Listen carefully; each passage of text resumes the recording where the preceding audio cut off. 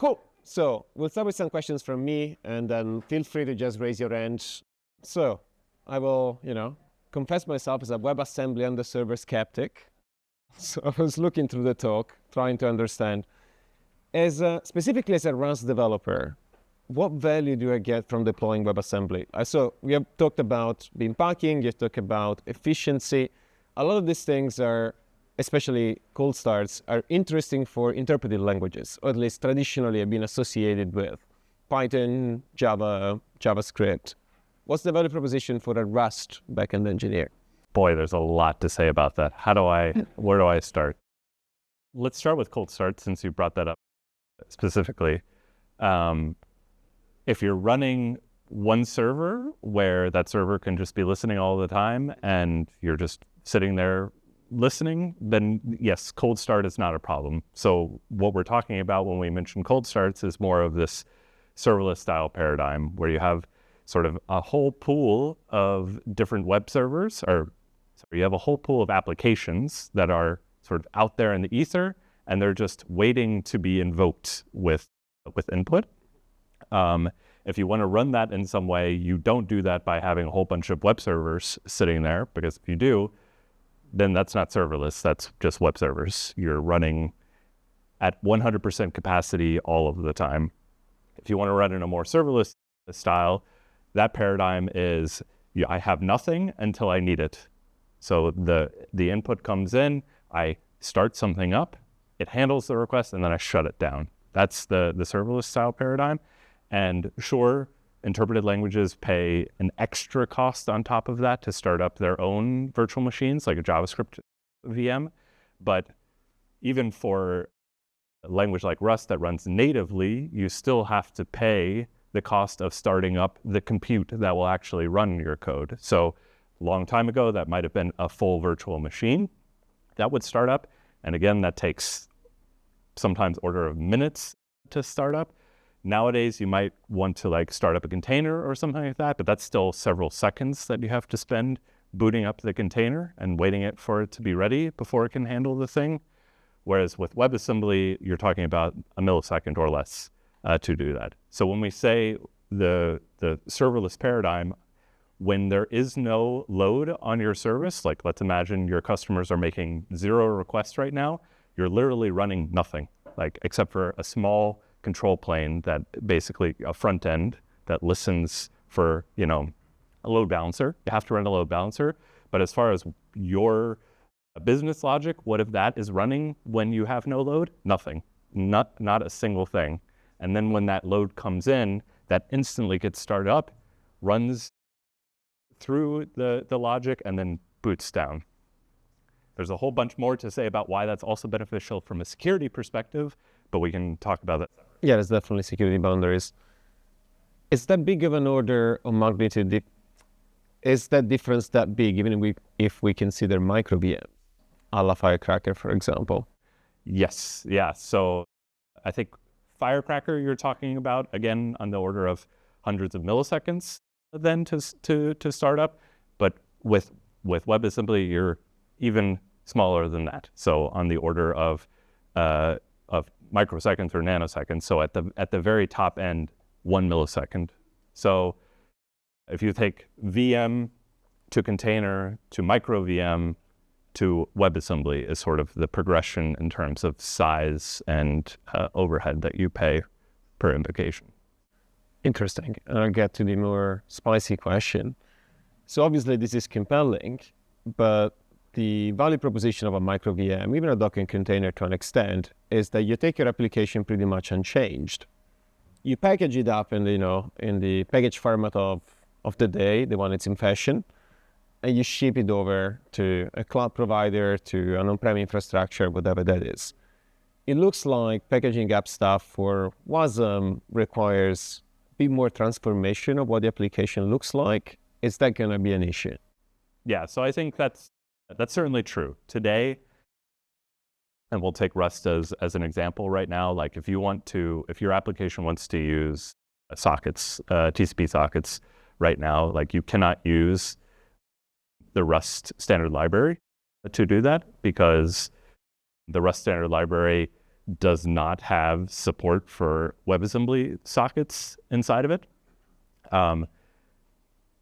For historical reasons, like the standard is like incredibly new, and so we're sort of at the very cusp of support for that kind of thing. So like as of today, like yes, you have to change your application in order to run in WebAssembly. So I think today this is much more compelling for sort of greenfield operations where you want to write especially for a serverless style architecture from scratch. But if you have existing code that you want to run, it's going to be a lot harder. Now, fast forward 2 years from now, I think that will be completely different. We're, making changes to the Rust standard library, for instance, with the WASM32 WASI Preview 2 target, which will introduce all support for this. And so your code will just compile and work as you would expect it to, but that is not necessarily the case today. You're correct. Any question from the audience on this topic? So essentially with serverless, you're getting a bit better startup speed, but you're essentially trading out the throughput, and you're essentially putting out a set of restrictions on your code. You can't really use multiple threads. You can't really leverage SIMD. I don't know whether or not the proposal was accepted. So for example, when you involve hashing or CPU intensive stuff, you lose out a lot on that. Is that a question or a Yes. You can take, yeah. And question is essentially, why would I trade off throughput for startup time performance? Yeah, so if let's say you're working for a startup that does cryptography, and you're wondering, is this a thing for my startup? I would say the answer is today, probably not. So SIMD is supported, that has been accepted. Threads, for instance, is ongoing proposal that has not been accepted yet. So everything here that we're talking about is single-threaded. In a serverless paradigm that I've been talking about, like the need for threads doesn't necessarily make that much sense, because you're sort of, I get input, I produce output, and you're not doing long-running things. If you have CPU-bound workloads that really are very CPU-intensive, then yes, perhaps, because you might be missing out on kind of the very edge of performance there. But I imagine 99 out of the 100 people here probably don't fit that use case and are probably doing a whole bunch of I/O. And in that case, then no, that none of this really matters, because you're basically getting native level performance minus SIMD in the past, no longer the case, and threading for now. So isn't the code still executed through the WebAssembly runtime interpreter? No. So WebAssembly is it okay to answer this? Yeah. So WebAssembly is a binary format. You can interpret it. So there are runtimes that are full interpreters. They just take in the code and interpret it, much like you would interpret JavaScript or something like that. As far as I'm aware, nobody really runs that in production, because it's obviously going to be very slow. So the way that most production level runtimes, including the runtime that we use in Spin, for instance, WASM time, is an AOT compiler. So you take in WebAssembly, you compile it ahead of time, produce a native, for the platform that you're actually running on, you produce a native binary. You can do that on demand if you want to, or you can do it ahead of time and cache it. That's what we usually do. But at the end of the day, when your code is actually running, it's running as x86 if you're running on an x86 computer, or ARM code if you're running on ARM. So, any other questions? One down there. The yellow one was first. What's the async runtime that the code runs in? I mean, I assume Tokyo won't run WebAssembly, right? Listen. What's the async runtime that the code inside the the Rust WebAssembly code runs in? What is the async runtime that the Rust WebAssembly code calls? Yeah, so that's an interesting question. You have to think of that You have to think of that from two perspectives. One is what is running on the host, so what is natively running as a runtime, a WebAssembly runtime, and then what is running in WebAssembly as the guest, so your code. Now, what WebAssembly or what async runtime is running in your code is whatever async runtime you choose to use, if you want to use one. And that can be Tokyo if you want it to be, with the caveat that there is no threading in WebAssembly currently, so it has to be a single-threaded runtime right now. But if you don't want to use, like the example that I showed, that is just one function, there is no async runtime in that example whatsoever, so I'm using no async runtime. Now on the host side of things, that actually accepts the request and then instantiates the WebAssembly code and runs the WebAssembly code, that is native code, and it's run. We use Tokyo. So I don't know if that answered the question, but Yeah. Okay. So I didn't read the example code like very carefully. So I assumed that it was async code, but no, that's all. I mean, the host is asynchronous, but the guest code, the actual WebAssembly, is all a one synchronous function. Does it even matter, right? So if we look at it from the way the WebAssembly works, and given that when you're doing I/O, you're probably returning control to whoever is interpreting, in quotes, the WebAssembly module, do we even need to have an asynchronous interface to it if everything is serial, so to say? No, I mean, we offer, so the code that I showed, you can write that using async, and we have to call it a runtime is really weird to say because it's one function, but we have something that takes a feature that you can produce from your one kind of annotated function in your spin app, and we will run that as a feature, and so you can do parallel work inside of that. And so for control flow purposes, it sure does matter if you want to run things asynchronously. Like if you want to say, I want to make 2 HTTP requests and I want them to go off at the same time, you need to be able to express that. The way to express that is through async. But as far as like performance goes, like you are just handling one request. You don't have to worry about handling multiple requests. That's what the runtime does for you. Yeah, in a way, like the WASM module is a task within a host level executor. Yeah. So basically, why I was asking was because I was wondering, is there basically some runtime outside WASM that just runs the features inside of WASM, so that you could suspend execution if, for example, I do an HTTP request inside of WASM, so that I would not have to pull the feature inside of WASM. That will happen externally. Yeah, that's exactly what happens. So, Brian, you mentioned that AOT compilation and caching of the WASM, and Luca asked first, like, what's the benefit of WASM instead of compiling to x86?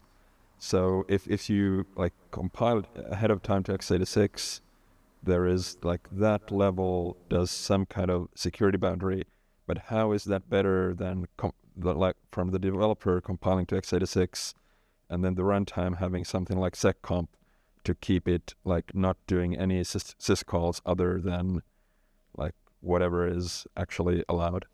Let me restate the question because I think it was difficult to hear from down there.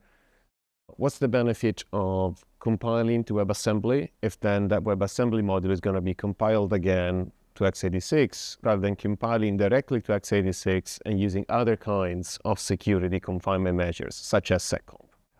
Part of that can be answered if you kind of look out at the world and understand how people try to do seccomp.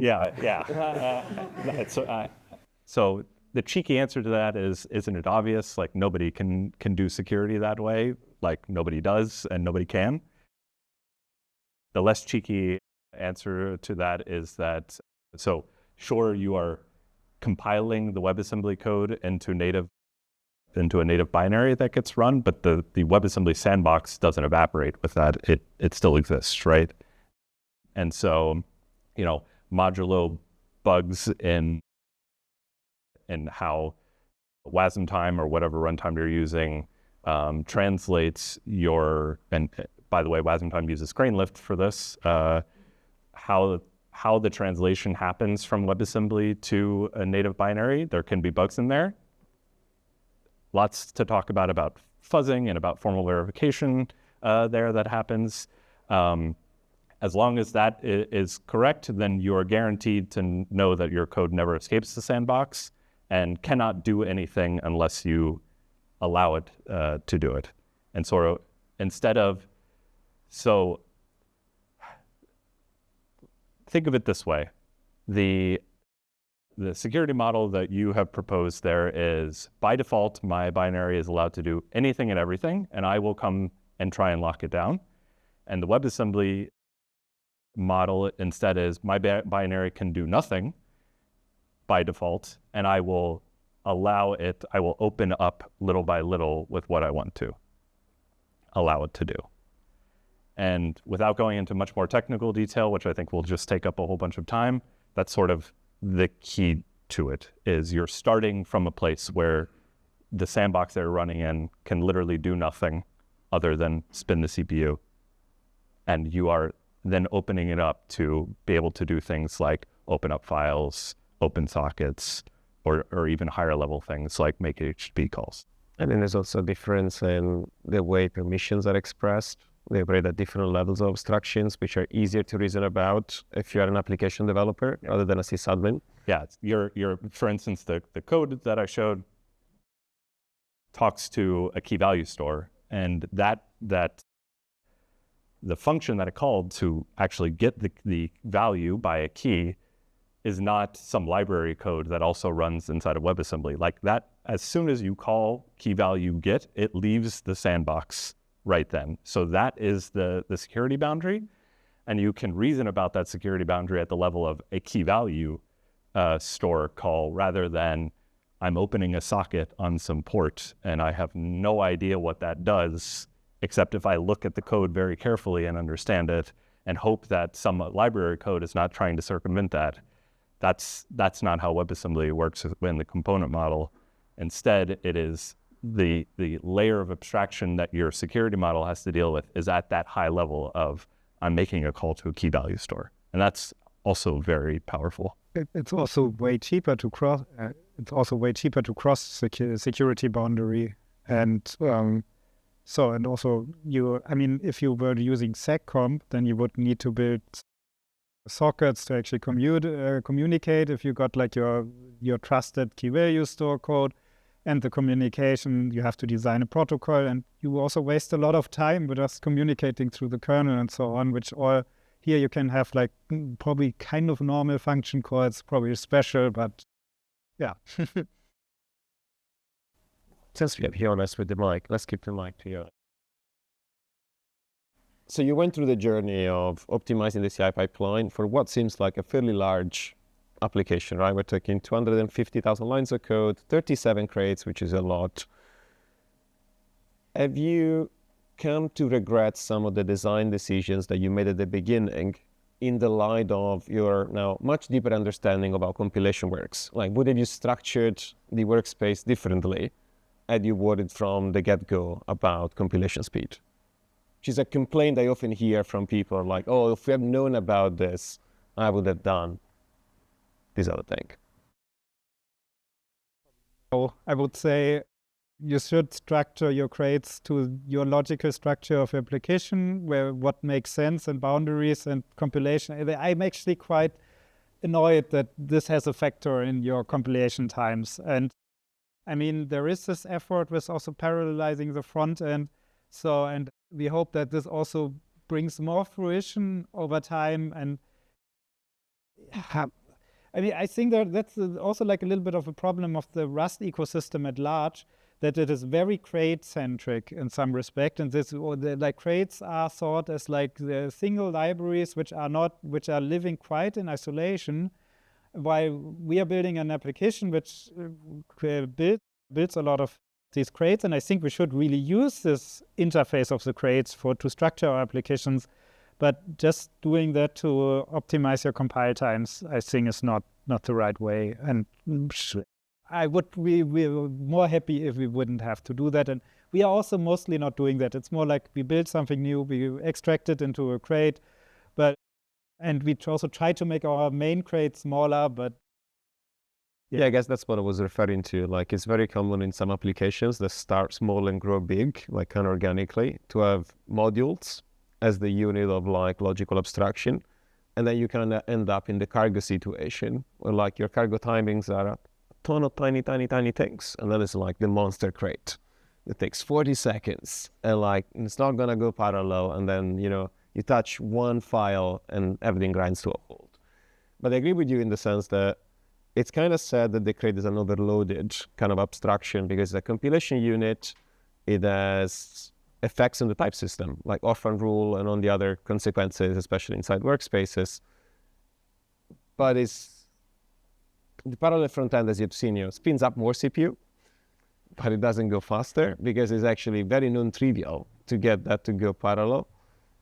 Are you looking at other things that might be relevant, other initiatives that are ongoing that might improve the situation further? Like I said in the end, I think it's reasonable for us right now. I mean, in our main module, single line change, wait 11 seconds and you get your answer. And so also like a test run, if you just run that single test, that's all very workable and fast. So yeah, I haven't looked at anything beyond that, which, yeah, perhaps like a little bit touching on that. I think there is also some interest to make like these collection of crates work more closely together as like still as a single unit so that you can use that. But that's also, I just heard about that. I think it's also quite early stage so that you also can forego orphan rule also between crates and so on. Yeah. That's going to be highly controversial. Then they're doing something called private dependencies though, which is going to be somewhat beneficial to projects like the ones you have. Any questions on this topic for Jonas? Hi. You were briefly you were briefly talking about these two cargo LLVM lines to find places where monitorization might be too big or to produce a lot of code, basically. Did you manage to find places in your big code base and kind of improve them or remove them by using this tool?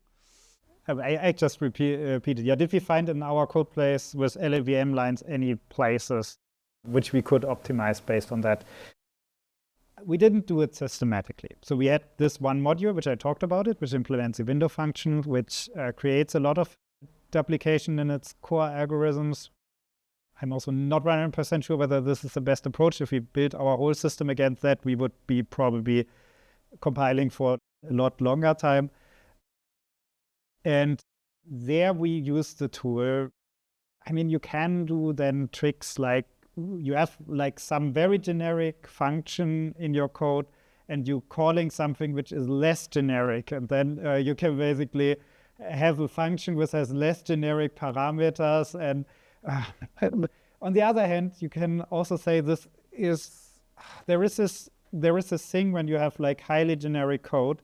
The highly generic code taxes the to IR interface a lot because you generate like a lot of IR out of it, and then often in debug builds you see the front end takes a lot of time, the back end is still quite fast, and in release builds and it's the other way direction that front end stays at the same time it takes, might be even slower because faster because it's not creating debug information, but the backend then takes a lot of time because it really tries to squeeze like the last bit out of performance out of this really huge mess of which your generic structures created.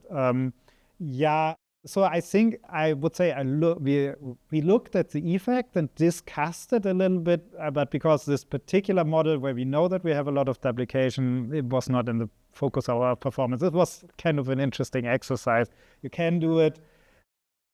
In the other part of our code base, we are not that crazily generic. We rather make, I mean, if you look at the database field, like to make databases fast, there is like academic research which basically says if you properly vectorize your algorithms, then you don't really need to do like a lot of magic on top. You can basically like vectorized code in database application achieves the same performance as JITted, like just-in-time compiled code. And I mean, this kind of what you do with generics when you really want to roll it out, and which was this particular part is doing, this is really doing ahead of time. You are trying to foresee like all possible cases and have like really optimized type loops for that ready. And it's very clear that this only scales to, you always run into a combinatorial explosion if you do that. And the rest of our code base does suffer a lot less from that problem. And we only really have generic tight loops. And I mean, one thing which also occurred to me in our code base is that you can actually make these tight loops also with very nice interfaces by using Rust generics a lot. And yeah, so I would say in general, the answer is rather no, that we used it a lot. Pizza there. We're going to take 2 last questions. One there in the middle. So there's the tool cargo bloat. You know, like if there are different use cases for using the LLVM lines and cargo bloat. I, to be honest, haven't heard about cargo bloat. What does it do in like like in 1 sentence? I think it tells you like where generics cause bigger binaries.